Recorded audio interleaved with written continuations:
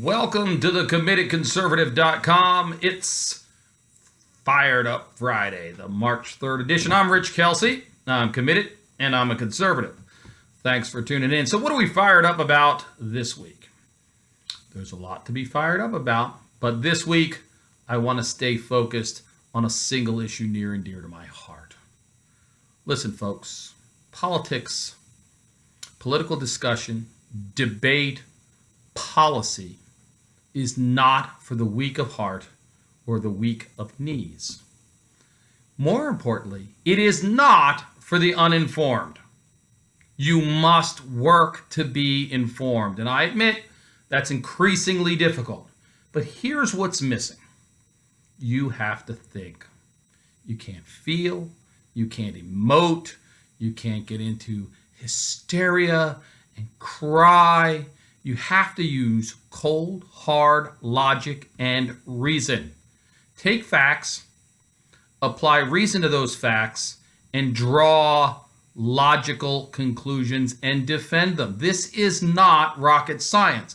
Our educational system has failed the vast majority of current Americans because we don't teach them how to think. We teach them what to think. And now we don't teach them to think at all.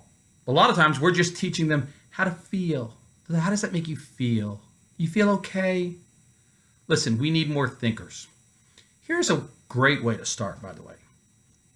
You want to do some thinking? You're going to have to read something other than the title of the crap you repost or the stupid things that you comment on. It is shocking to me how many people either post or repost something they've never read. But what's worse than that is when people take an article they've never read and they write a long post rebuking the entire article, proving in the post they've never read it. I've seen this happen. I saw it happen last night. I see it happen each and every single day. It proves you don't read the post. It proves you're not thinking. And if you're not thinking, you shouldn't be in the conversation. You have no business in the conversation. You are essentially corrupting. You're an interloper among thinkers, and you're unwelcome. Do some thinking. It helps us all, and mostly it helps you. And if you don't do it, trust me when I tell you, you may have an opinion, and you are absolutely entitled to your opinion, and you're entitled to scream your opinion from the rooftop. What you're not entitled to is respect for your opinion just because you have it.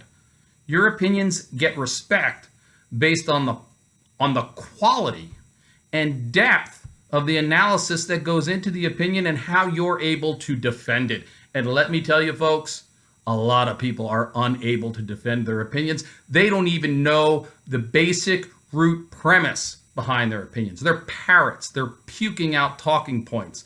It's party before country, and it's sickening. So do some thinking. Listen, when I enrolled in law school 21 years ago, I believe now, we used to bring out a professor who was revered.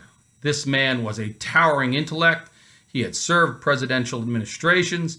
He was a great lawyer. He was a former head of the Administrative Law Society and Law Group nationwide. His arch nemesis, not really, his friend was Antonin Scalia. They used to bout on academic points having to do with administrative law, a very critical subject about which I will speak because it relates directly to the admin state, which is now being called the deep state that essentially controls our government. But listen, the reason I bring him up, Professor Anthony, is he used to speak to incoming students, and I remember the speech like it was yesterday. And it was simply called the Think speech.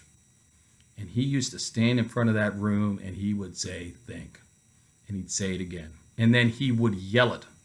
And the reason he would do that is because he knew most people didn't think. They didn't even know how to think. They had no idea what critical thought and analysis was. And he wanted you to think. And I'm here to tell you, I loved that man. I respected that man. He was a big fan of the law school newspaper when I was there. He was a big fan of many things that I was involved in, so I respect him greatly for that, and I appreciate that. That will always be an honor to me. But I get some of those accolades because I was smart enough to listen to a guy who was 1,000 times smarter than me. You have to think. Someone posts something on your page, read it, analyze it, think about it, find the sources from it, and then make cogent statements and arguments. Otherwise, you're exposing yourself as a fool. And that's fine. You have a constitutional right to be a fool. But I'm trying to help you here. And I'm trying to help the general discourse here. I'm not trying to chastise you or make you feel bad. Do not fall for the tomfoolery of reading a title, assuming you know what the article's about, assuming that it's factual, assuming that it's credible, and then reposting it or regurgitating something in opposition to it. You're not helping us. You're not helping yourself. So the lesson for today, the thing that's got me fired up at the committedconservative.com is we need more thinkers. It's okay to have feelings. I love feelings. I'm Italian, for crying out loud. I've got feelings. I cry at chick flicks. Okay, commercials bring me to tears. There's nothing wrong with having feelings. But when you're having debate about policy and the law, feelings are important because they drive how you want to shape the law, but they're nowhere near as important as the ability to analyze critically public policy and law and the application of facts to policy so that we have a civil functioning society, something we do not have now. We are devolving because we have become a society devoid of thinking. Don't be part of the problem. Think. Think, rinse, repeat.